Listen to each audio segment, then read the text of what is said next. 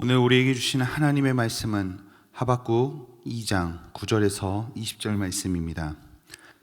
재앙을 피하기 위하여 높은 데 깃들이려 하며 자기 집을 위하여 부당한 이익을 취하는 자에게 화 있을진저, 내가 많은 민족을 멸한 것이 내 집에 욕을 부르며 내 영혼에게 죄를 범하게 하는 것이 되었도다. 담에서 돌이 부르짖고 집에서 들보가 응답하리라. 피로 성읍을 건설하며 불의로 성을 건축하는 자에게 화 있을진저, 민족들이 불달 것으로 수고하는 것과 나라들이 헛된 일로 피곤하게 되는 것이 만군의 여호와께로 말미암음이 아니냐. 이는 물이 바다를 덮음같이 여호와의 영광을 인정하는 것이 세상에 가득함이니라. 이웃에게 술을 마시게 하되 자기의 분노를 더하여 그에게 취하게 하고 그 하체를 드러내려 하는 자에게 화 있을진저, 내게 영광이 아니요 수치가 가득한즉 너도 마시고 너희 할례 받지 아니한 것을 드러내라. 여호와의 오른손이 잔인에게로 돌아올 것이라. 더러운 욕이 내 영광을 가리리라. 이는 내가 레바논에 강포를 행한 것과 짐승을 죽인 것 곧 사람의 피를 흘리며 땅과 성읍과 그 안의 모든 주민에게 강포를 행한 것이 내게로 돌아오리라. 새긴 우상은 그 새겨 만든 자에게 무엇이 유익하겠느냐. 부어 만든 우상은 거짓 스승이라. 만든 자가 이 말하지 못하는 우상을 의지하니 무엇이 유익하겠느냐. 나무에게 깨라 하며 말하지 못하는 돌에게 일어나라 하는 자에게 화 있을진저, 그것이 교훈을 베풀겠느냐. 보라, 이는 금과 은으로 입힌 것인즉 그 속에는 생기가 도무지 없느니라.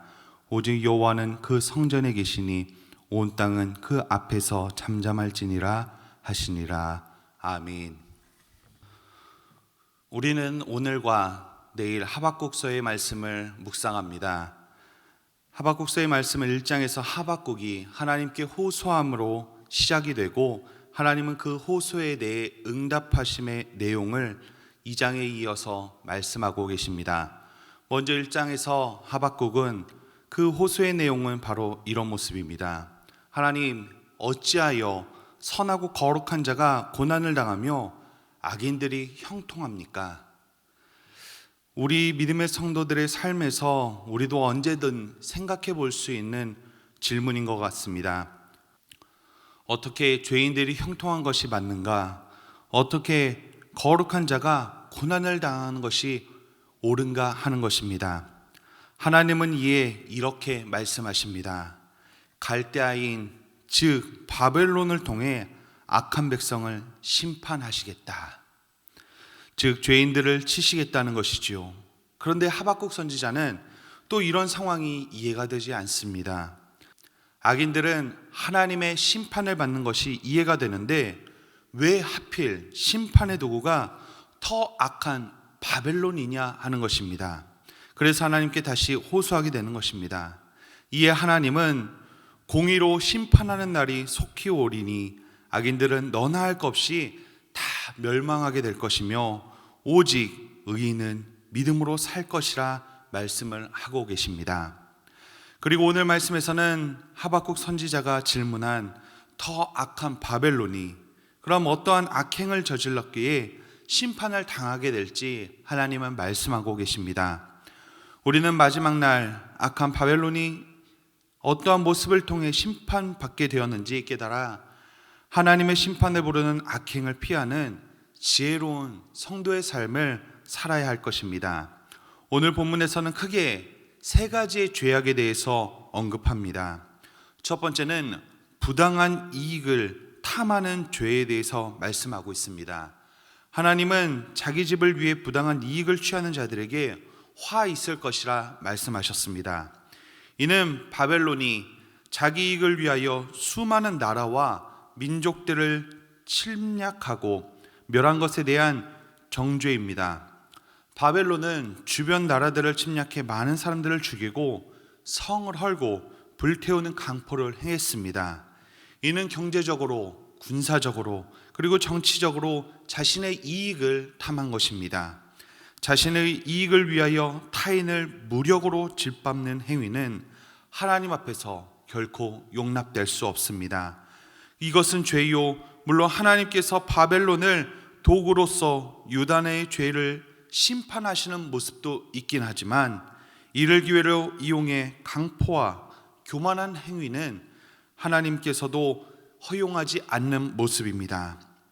인류 역사를 보면 많은 나라가 주변 나라들을 무력화로 제압해 자국의 이익을 꾀하는 모습들을 우리는 역사를 통해 살펴볼 수 있었습니다. 또한 개인과 기업 간에도 이러한 부당한 이익들을 창출하기 위해 악한 모습들이 비일비재하게 일어나기도 합니다. 그러한 자들은 결국 하나님의 공의로운 심판을 면할 수 없습니다. 우리는 이러한 모습을 통해 깨달아야 합니다. 하나님께서 주신 기회와 힘이라 할지라도 그것을 선하게 사용해야 된다는 것입니다. 그렇지 않고 자신의 욕심에 이끌려 자신이 가진 힘과 능력으로 이웃에게 해를 끼치며 이웃과의 평화를 깨트리는 자는 반드시 하나님의 진노하심이 뒤따르게 됩니다. 바벨론은 두 번째로 이웃의 수치를 드러내는 죄를 범했습니다.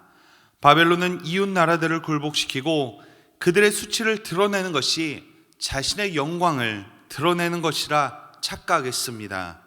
하지만 하나님은 그들의 이러한 행위를 죄로 여기셨습니다.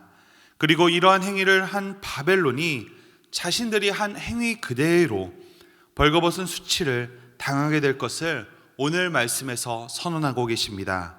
구체적으로는 17절에 그들이 레바논에 행한 강포의 모습 그대로 자신들이 그 강포를 당하게 될 것이다 말씀하고 계십니다. 바벨론 외에도 인류 역사 속에서도 특별히 이웃 나라들을 잔인하게 공격하고 수치를 느끼게 한 나라들이 있습니다.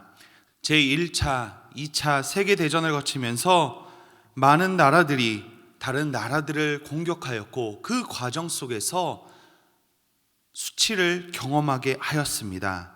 하지만 그 결과 시간이 지나서 그 수치를 주었던 나라들조차 전쟁에서 패하고 오히려 자신들의 행한 것 이상으로 그 쓰디쓴 패망의 그 아픔들을 경험하게 됩니다. 그리고 지금도 그 전쟁에 대해서 언급하며 그들의 잘못을 세계는 기억하고 있습니다. 그렇습니다. 화는 그냥이 많은 것이 아닙니다. 자기가 뿌린 대로 거두는 것입니다. 특별히 이웃에게 행한 강포는 결국 자기에게 돌아온다는 것을 우리는 기억해야 됩니다. 우리 속담에도 남의 눈에 눈물 나게 하면 제 눈에 피눈물 난다라는 말이 있습니다. 그것은 공의로우신 하나님이 정해놓으신 법칙과 동일한 것임을 우리는 기억해야 됩니다. 마지막으로 바벨론은 우상을 숭배하는 죄를 짓고 있었습니다. 피조물을 우상으로 삼아 섬기는 행위는 창조주 하나님에 대한 모독이요 도전의 모습입니다. 그래서 하나님은 십계명에서 우상을 만들지도 말고 또한 섬기지 말라 명령하셨습니다. 하나님은 우상 숭배자들에 대하여 화를 내리심으로 우상은 헛된 것이고 우상 숭배자들에게 오직 이스라엘 하나님 여호와만이 참 신이며 모든 영광을 받으실 분임을 확실히 밝히고 계십니다. 하나님은 출애굽 과정에서도 애굽의 신들을 생각하며 모신 우상들을 10가지 재앙을 통하여 심판하셨고 우상을 섬기는 바벨론도 이제는 멸망시키겠다 말씀하고 계십니다. 사랑하는 성도님, 성경은 우리에게 영원하고 복된 삶이 무엇인지 늘 말씀해 주고 계십니다.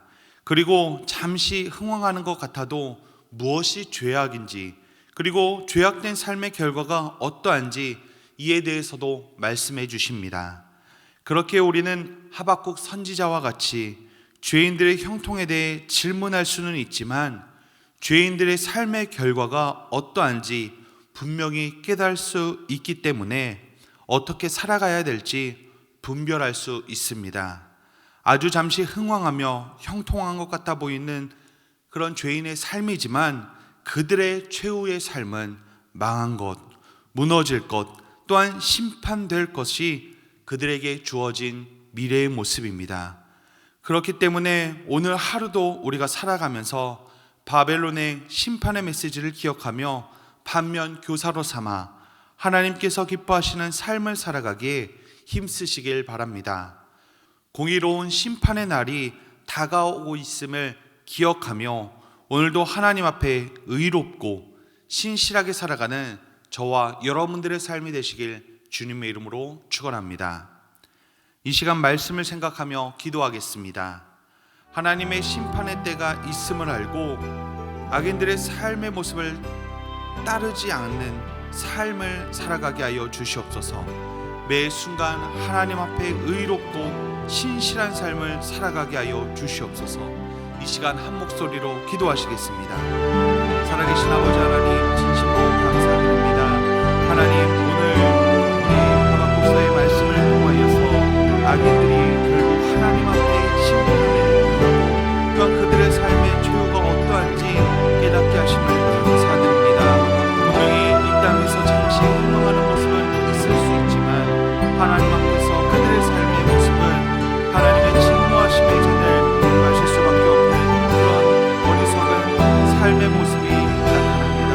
하나님, 이러한 삶이 너무나 우리가 부럽고 또한 우리가 쫓아 살아갔던 모습들을 우리가 반성하게 하여 주시고 우리가 회개하며 이제는 하나님 앞에서 더욱더 신실하고 진실된 삶을 살아가게 하여 주시옵소서. 그래서 매 순간순간마다 하나님 이 땅에서 잠시 돌아가는 악인들의 모습을 하나님 우리가 쫓지 않게 하여 주시고 우리가 매 순간순간마다 하나님 앞에 의롭도록 또한 신실한 그리스도의 삶으로 온전히 살아갈 수 있도록 우리의 삶을 붙들어 주시옵소서. 그래서 정말 주님, 심판의 주님께서 이 땅에 임하실 때 하나님 악인들이 심판당하는 그 순간에도 우리는 오히려 주님께 칭찬받으며 주님의 품 안에 또한 안길 수 있도록 주여 인도하여 주시옵소서. 이제는 우리 주 예수 그리스도의 은혜와 아버지 하나님의 크신 사랑하심과 성령님의 교통하심이 오늘도 우리에게 주신 말씀을 통하여 결단하여 의롭고 신실한 성도의 삶을 살아가기를 다짐하는 모든 영혼들 위해 영원토록 함께 하시길 간절히 축원하옵나이다. 아멘.